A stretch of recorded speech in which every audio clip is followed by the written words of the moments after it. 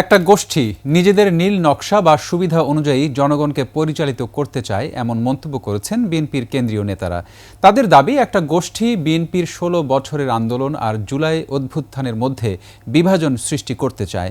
প্রধান উপদেষ্টাকে শান্তির প্রতীক হয়ে নির্বাচন দিয়ে জনগণের আস্থা পূরণ করার আহ্বান বিএনপির নেতাদের।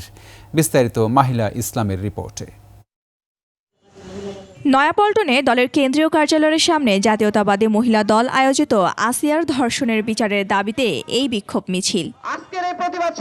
প্রধান উপদেষ্টাকে শান্তির প্রতীক হয়ে নির্বাচন দিয়ে জনগণের আস্থা পূরণ করার আহ্বান জানান দলের নেতারা। নানা রকম বিভ্রান্তিমূলক কথা শোনা যাচ্ছে। আমি বলবো, আপনি শান্তির প্রতীক হয়ে বাংলাদেশে শান্তি স্থাপন করুন এবং একটি সুন্দর নির্বাচন দিয়ে জনগণের আস্থা ফিরিয়ে নিয়ে আসুন। আপনি যে কয়দিন ক্ষমতায় থাকবেন, আপনি অবাধ সুষ্ঠু নির্বাচনের মাধ্যমে জনগণের প্রতিনিধির কাছে ক্ষমতা হস্তান্তর করবেন। এই ধরনের একটা গভীর বিশ্বাস জনগণের।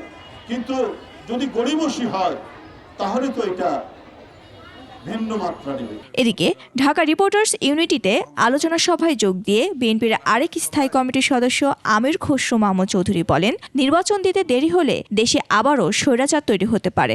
এই প্রেক্ষাপটে আজকে যা ঘটছে, যে গণতন্ত্রের স্পিরিট, গণতন্ত্রের ভাবনা, গণতন্ত্রের চিন্তা, গণতন্ত্রের আকাঙ্ক্ষা এবং এতে বাংলাদেশের মানুষের মালিকানার মাধ্যমে এটা পরিচালিত হওয়ার যে আকাঙ্ক্ষা, যার জন্য ১৬ বছর ধরে এত ত্যাগ স্বীকার করা হয়েছে, সব কিছু বৃথা যাওয়ার পথে যাচ্ছে।